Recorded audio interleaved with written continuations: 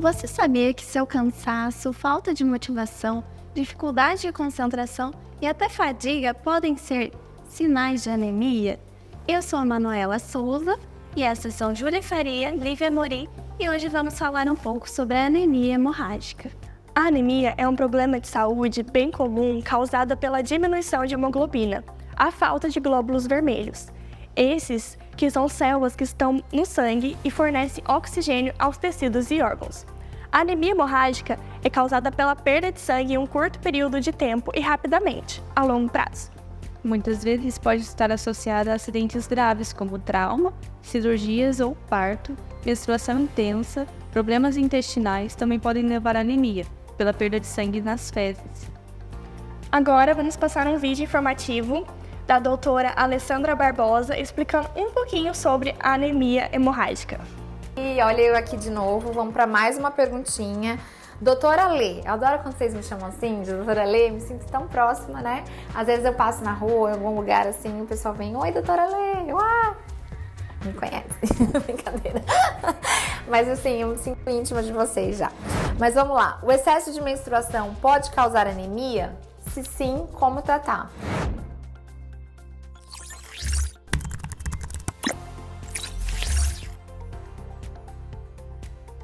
Então, gente, uma mulher que está tendo anemia pela sua menstruação, isso não é normal. É porque a menstruação dela está com fluxo muito aumentado.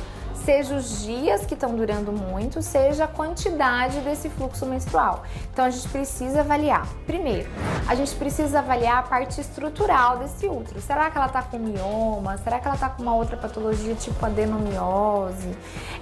Será que o útero dela está aumentado de volume? Será que ela tem um distúrbio anatômico nesse útero, um pólipo? Alguma coisa que esteja causando esse sangramento? Ou será que pode ser uma alteração hormonal? Então, ela está com algum distúrbio hormonal que está levando a esse excesso de sangramento, tá? E uma outra causa muito importante que a gente precisa também descartar são as coagulopatias, então doenças da coagulação sanguínea. Às vezes as mulheres nunca passaram por nenhum procedimento cirúrgico, nunca se cortaram e a única forma de sangramento delas é através da menstruação. E aí esse sangramento acaba sendo em excesso, então a gente precisa investigar se essas mulheres não têm, por exemplo, uma hemofilia, uma doença de von Willebrand, que são doenças da coagulação do sangue. Então, isso é super importante a gente avaliar também. Isso não é normal, a gente precisa investigar e o tratamento, como ela me perguntou aqui, depende da causa, né? Então, na maioria das vezes, o que a gente tem que fazer é bloquear um pouco essa menstruação. E a gente faz isso através do uso de hormônios, né? De anticoncepcionais, seja orais, seja injetáveis, seja implantes, seja em anéis, adesivos, DIUs. Então, através deles, a gente consegue diminuir esse fluxo menstrual, isso se for causa hormonal, se for uma causa estrutural, se não for coagulopatias, né? Mas sempre a gente vai tentar diminuir esse fluxo menstrual para que a paciente não tenha anemia, porque senão vai trazer repercussão para a vida dela de cansaço, mal-estar, enfim. Então é isso, se você sangra muito, não é normal, procure o seu ginecologista que ele vai poder te orientar melhor. Os sintomas incluem fadiga, cansaço, hipóxia, cefaleia, tontura, palidez, falta de motivação e dificuldade de concentração. O diagnóstico é feito a partir de exames como hemograma, esfregaço sanguíneo, contagem de reticulócitos, biópsia de medula óssea e o exame complementar de fezes para descobrir se há sangue presente. Padrões hematimétricos presentes no hemograma são o VCM, os HCM, CHCM e o RDW. São marcadores importantes para poder determinar a anemia. Na anemia hemorrágica, as hemácias elas são normocíticas, ou seja, tamanho normal, e as normocrômicas, a massa normal. Os padrões eles não se alteram, há apenas uma redução na porcentagem dessas hemácias devido à perda de sangue, por isso é também chamada de anemia quantitativa. Agora temos mais 2 vídeos para mostrar para vocês e exemplificar, da professora Simone Martins. Esse quadro, ele mostra a evolução, né, de um paciente de uma hemorragia aguda, dias após o sangramento. Então, aqui está o dia 0, o dia do sangramento, e 2 semanas após a perda aguda de sangue, tá? Então, o que a gente vê, né? Então, aqui, ele teve o sangramento, aqui ele tem reposição com salina, né, a reposição, Olha o hematócrito dele, vejam que nos primeiros dias não mexe muito, tá?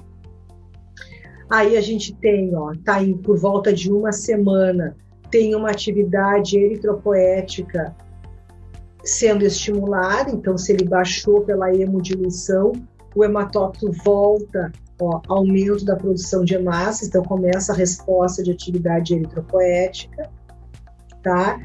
Pico de reticulócitos e os reticulócitos caem, tá? E para a gente fechar, então, eu trouxe como um exemplo clássico de uma anemia pós-hemorrágica crônica, olha lá. Então, olha lá qual é o hemograma desse paciente, né? Anemia microcítica, 76 de BCM, hipocrômica, CHCM baixo com anisocitose. Pode ter uma psilocitose, né? Os reticulócitos normais, ou às vezes até baixo, tá?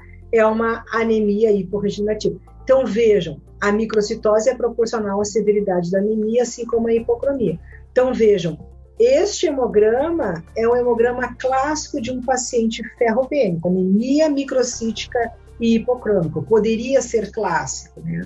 E aí, como toda anemia tem que ser investigada pelo médico, não adianta só repor ferro para esse paciente. A pergunta é, ele vai responder? Claro, se a gente der sulfato ferroso para esse paciente, ele vai responder prontamente. Mas se ele está tendo uma perda crônica, lembram, não é só dar o sulfato ferroso. Nas anemias ferroprivas, o médico ele tem que entender por que aquele paciente está com estoques baixos de ferro. E nesse caso, eles fariam o diagnóstico, então, de que ele está perdendo sangue, seja pela menstruação, seja pela câncer de intestino. Então, qual é o tratamento desse paciente? É dar sulfato ferroso? Não, é estancar o processo de perda crônica de sangue. Bom, esse foi mais um boletim informativo. Espero que tenham gostado. Até a próxima!